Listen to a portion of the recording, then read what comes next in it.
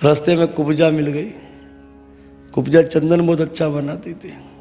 भगवान ने कहती है सुंदरी यहाँ ये फूले ना समय। लोग मुझे कुबड़ी नंगड़ी काणी ना जाने क्या क्या बोलते हैं, मुझे सुंदरी की। अब जाहिर से बोले टेढ़े को टेढ़ी पसंद आएगी, क्या ख्याल है? कुब्जा भी 3 जगह से टेढ़ी, कृष्ण भी 3 जगह से टेढ़े, तो टेढ़ी को कौन पसंद आएगी? टेढ़ी ही पसंद आएगी। कभी आप देखना, एक मरतबा क्या हुआ कि हमारे बड़े करीबी एक थे जानने वाले, वो गाड़ी में अपना मुख देख रहे थे। वो इतना काला है, वो इतना काला, इतना काला है, इतना काला, आप हैरान हो जाओगे। लेकिन देख देख कर जो अपने आप को खुश हो रहा था। मैंने कहा काले हो, नीले हो, पीले हो, अपना मुंह देखकर सभी खुश होते हैं, सभी खुश होते हैं। पर धन्य भगवान, भगवान तो दूसरे को देखकर खुश होते हैं।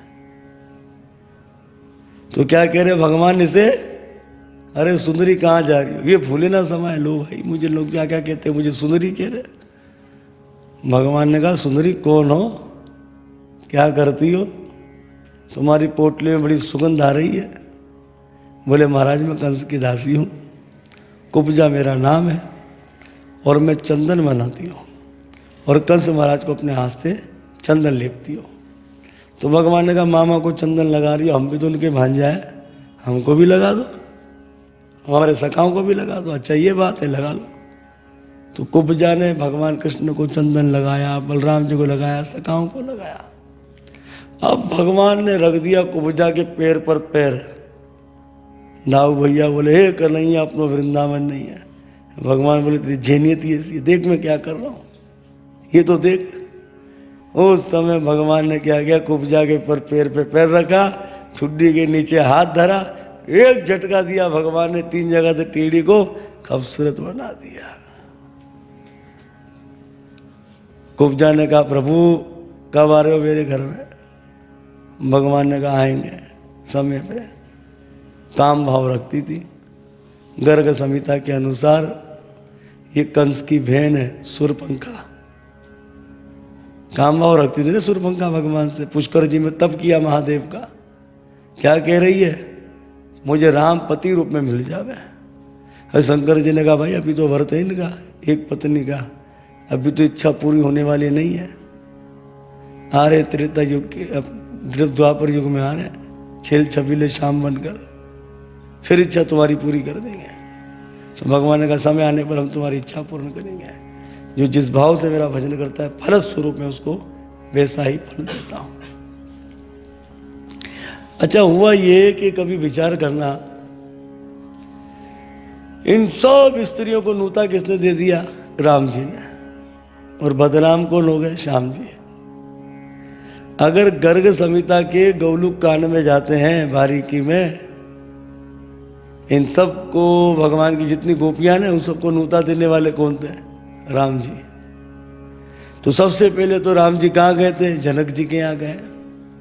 जनक जी गए, उस समय सीता जी को प्राप्त कर लिया। जनक जी के राज्य में जब घूम रहे थे अपनी पत्नी को लिए अयोध्या के लिए जा रहे थे, सबने कहा काश हमारे ऐसे पति होते।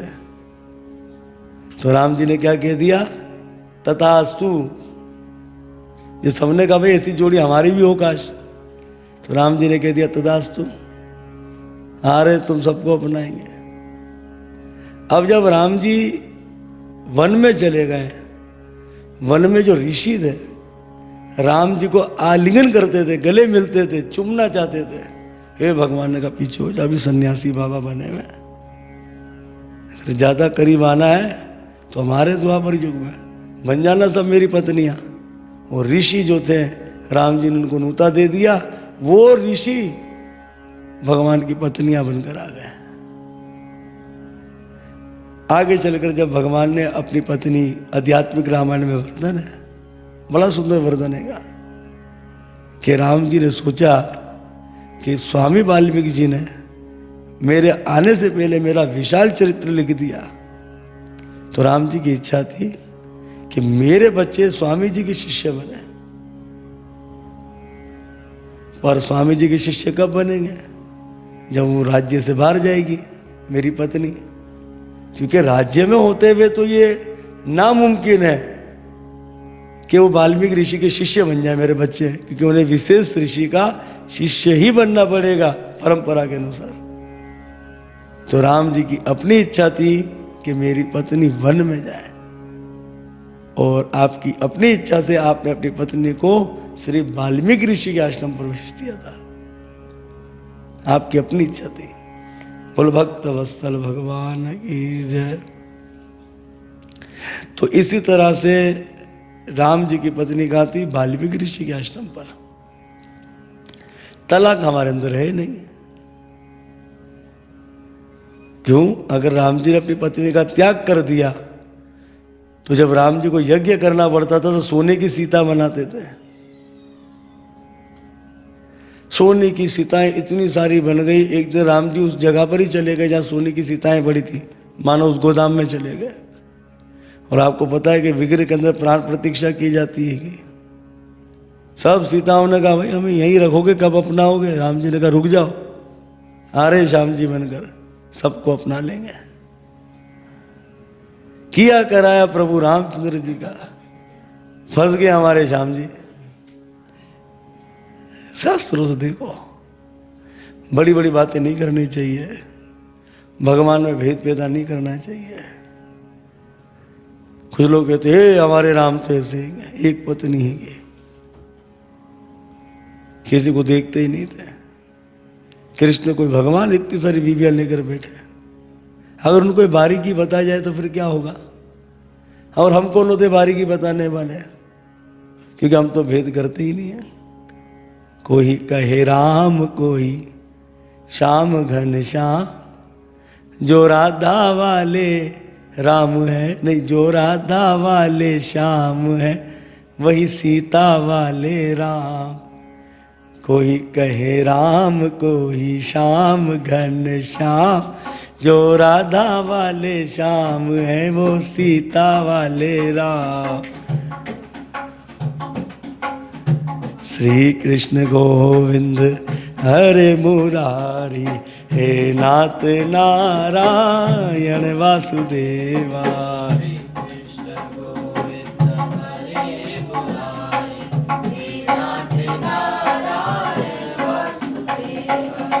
हे नाथ नारायण वासुदेवा,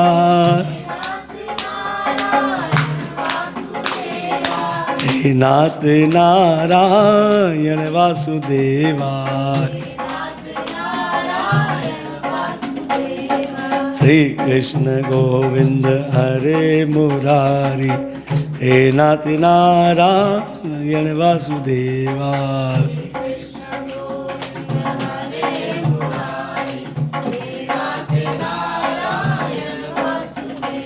हरे कृष्णा कृष्णा कृष्णा हरे हरे, हरे राम राम राम हरे हरे।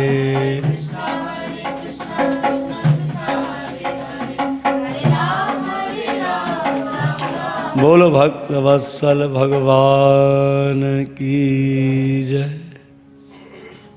इस तरह से भगवान ने कुब्जा पर कृपा करी।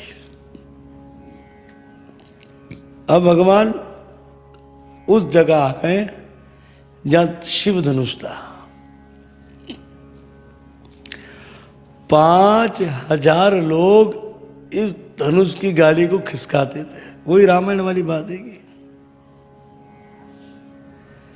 अंतर केवल इतना है कि राम जी थे 15 वर्ष के और श्याम जी है 11 वर्ष के।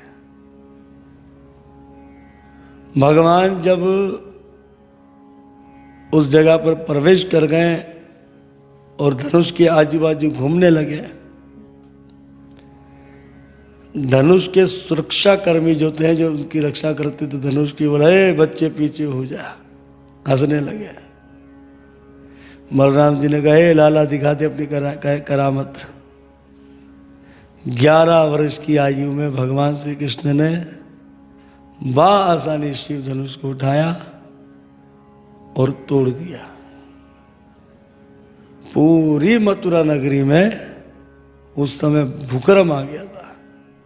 और आज कंस ने अपने काल कृष्ण को देखा कैसा होगा काल? देव ऋषि नारद जी को पूछा था ना, बोले काला काला होगा, मुरली वाला होगा, घुंघराले बाल होंगे, दिखने में बोला सोना होगा पर तेरे लिए खोटा होगा।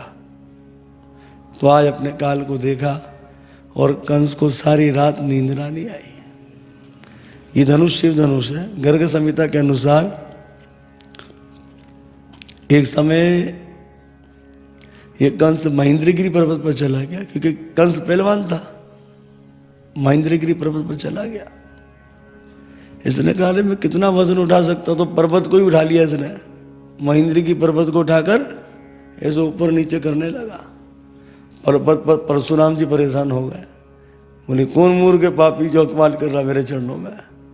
लिया शिव धनुष लेकर आ गए और कंस को मारने लगे। कंस ने कहा महाराज मैं कोई क्षत्रिय थोड़ी हूं, मैं तो दानव हूं, आपकी तो शत्रुता क्षत्रियों से है। मैं तो अपनी शक्ति का प्रदर्शन कर रहा था, मतलब मैं तो आजमाना चाह रहा था मैं कितना वजन उठा सकता हूं। मुझे पता होगा इस पर्वत पर आज आप विराजमान, तो मैं कभी आपके चरणों में अपराध नहीं करता। परशुराम जी ने कहा अच्छा तो तुझे बहुत बल का घमंड है, ले शिव धनुष उसकी डोरी खींच कर दिखाता है। बोले लाइए। अरे कंस ने 100 मरतबा डोरी खींच दी। परशुराम जी ने कहा भाई ऐसा कर धनुष अपने पास ही रख, जो इस धनुष को तोड़ेगा वो तुझे तोड़ देगा। तो आज भगवान ने धनुष को तोड़ दिया। सारी लीलाएं कर कर भगवान अपने बाबा के पास चले गए। बाबा ने कहे कन्हैया कुछ उत्पात तो नहीं मचाया? बोले नहीं बाबा, जब कितने कार्यक्रम कर कर आ गए। सवेरे भगवान उस मैदान में प्रवेश किए तो उस समय भगवान को मारने के लिए हाथी को रखा हुआ था, कुलिया पीठ, जो अकेला हाथी हजारों हाथियों का बल है जिसमें। ये जरासंध का हाथी था। एक दिन जरासंध दिग्विजय के लिए गया, गर्ग संहिता के अनुसार मथुरा गया। जरासंध का हाथी जंजीर तोड़कर भाग गया और कंस के अखाड़े में चला गया। कंस तो कुश्ती का माहिर था। कंस ने देखा हाथी आ रहा, चलो शक्ति का प्रदर्शन कर लेते हैं। कंस ने पकड़ी इसकी सूंड, हाथी को घुमा दिया, दे फेंक दिया कंस ने, और हाथी का गिराकर जरासंध के पास। जरासंध चौंक गया। जरासंध ने कहा कि जिसने इस हाथी को फेंका उठाकर कोई आम नहीं हो सकता, इसलिए उसके संग शत्रुता नहीं मित्रता कर लेनी चाहिए। तभी जरासंध ने खुशी में कि तुम तो बहुत बलवान हो, तो अपनी अस्थि प्राप्ति जो 2 कन्या थी उनका विवाह कंस के संग करवा दिया और दहेज की तरह हाथी ही दे दिया। आज इसी हाथी को मदिरा पिलाई गई। महावत से कहा गया कि कृष्ण को कुचल दो, उसके नीचे मर जाएगा। उस समय भगवान जैसे मैदान में प्रवेश कर गए, हाथी को छोड़ा गया। पर भगवान तो भगवान थे। भगवान ने उसके दोनों दांत पकड़े। अरे इस हाथी ने भगवान को 1 इंच भी नहीं पीछे खिसकाया। पर भगवान